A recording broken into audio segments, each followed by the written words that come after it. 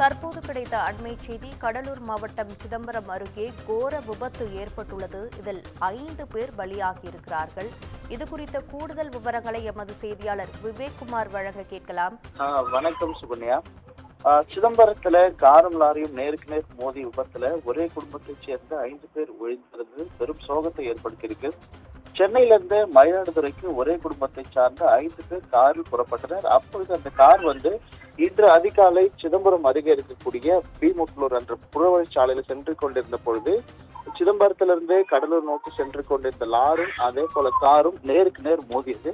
இந்த கோர விபத்துல அந்த ஒரே குடும்பத்தை சார்ந்த 5 பேர் சம்பவ இடத்திலேயே உயிரிழந்தனர். ஏன்னா அந்த லாரி மோதியதுல கார் அப்பளம் போல் நொறுங்கியது.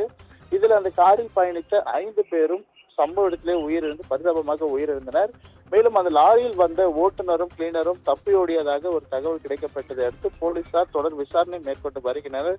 இந்த கோர விபத்துல 5 பேர் உயிரிழந்த சம்பவம் அப்பகுதியில் பெரும் சோகத்தை ஏற்படுத்தியிருக்கு. இது குறித்து தகவல் அறிந்து வந்த பரங்கிப்பேட்டை போலீசார் அந்த 5 பேரின் உடல்களையும் மீட்டு சிதம்பரம் அரசு மருத்துவமனைக்கு அனுப்பி வைத்தனர்.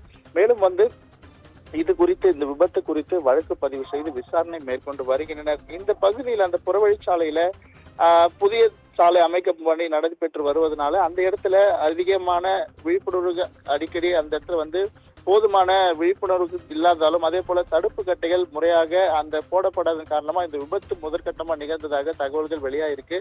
ஆனாலும் அந்த பகுதியில 5 பேர் உயிரிழந்த சம்பவம் பெரும் அதிர்ச்சிக்குள்ளான சம்பவமாகவே பார்க்கப்படுகின்றது. ஏனென்றால் அந்த சாலையில அடிக்கடி விபத்து ஏற்படுவது வழக்கமாக உள்ளது. எனவே அதனை தடுக்க நடவடிக்கை மேற்கொள்ள வேண்டும். மீண்டும் அந்த நெடுஞ்சாலைகள்ல விபத்து ஏற்படாத வண்ணம் நடவடிக்கை மேற்கொள்ள வேண்டும் என்ற ஒரு கோரிக்கையும் தற்போது எழுந்திருக்கிறது. ஏனென்றால் இந்த கோர விபத்தை அடுத்து இது போன்று மேலும் ஒரு சம்பவம் நிகழக்கூடாது என்ற ஒரு நடவடிக்கைகளை மாவட்ட நிர்வாகம் கவனம் கொண்டு அதற்கான நடவடிக்கைகள் மேற்கொள்ள வேண்டும் என்று தற்போது கோரிக்கை எழுந்துள்ளது. சுகன்யா, உங்கள் விவரங்களுக்கு நன்றி விவேக்குமார்.